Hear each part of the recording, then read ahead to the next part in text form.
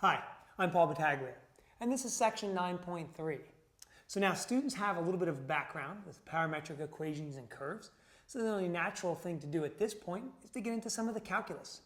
So the essential question we would like students to be able to answer at the end of section 9.3 is, how do you find the slope of a tangent line to a parametrically defined curve? And how do you find the arc length of a parametrically defined curve? So we start off, and I'd like to focus a little bit on the derivative itself, because students now need to be exposed to what dy dx will become. See, we need to incorporate the chain rule here as we compare the rates of change of both y and x individually with respect to t.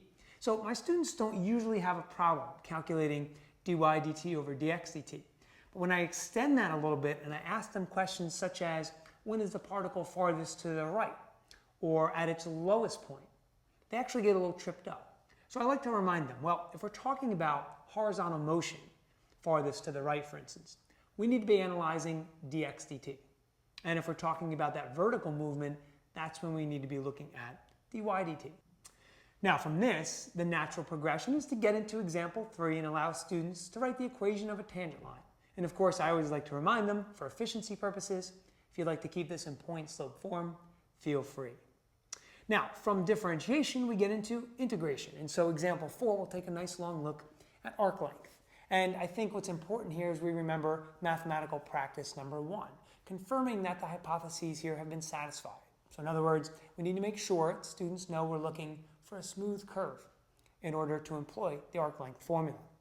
Now that being said, there's a common mistake we see a lot, and that is when students are trying to find the arc length of a parametric curve, they actually try and use the arc length they learned originally. So they're using that square root of 1 plus the derivative squared formula.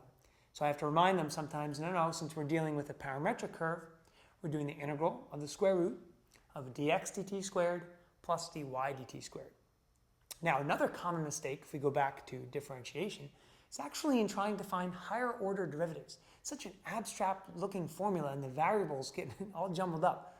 So we want to remind students, let's say, if we're trying to find the second derivative, after we found the first derivative, we're really doing the derivative with respect to t of dy dx over dx dt. So those are just some common mistakes to look for. But the really nice way to end this section is to really try and put all this together into one big question. That's certainly what the students can expect to see on something like the AP exam. So on one of my assessments, I might give them a 4-part problem. Part A might be something basic, write the equation of the tangent line to the curve. Then part B, I'll get into the more conceptual stuff.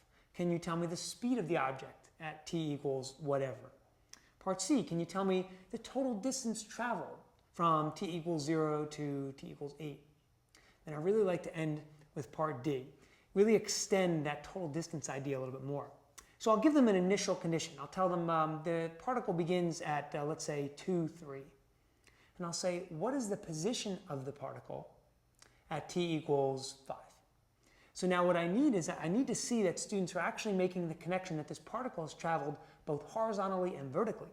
And so I'm looking for them to incorporate that initial position plus total distance traveled over the time interval. So work and notation-wise, I'm looking for something like x of 0 plus the integral from 0 to 8 of the total distance traveled, using x of t, of course. Then we'll do the same thing for y. So this is a nice way to really put everything into perspective, put it all together, and this is exactly the way we want students to think as they get ready for those higher and harder type of questions. I hope these tips have been helpful. I'm sure you'll find much success in section 9.3.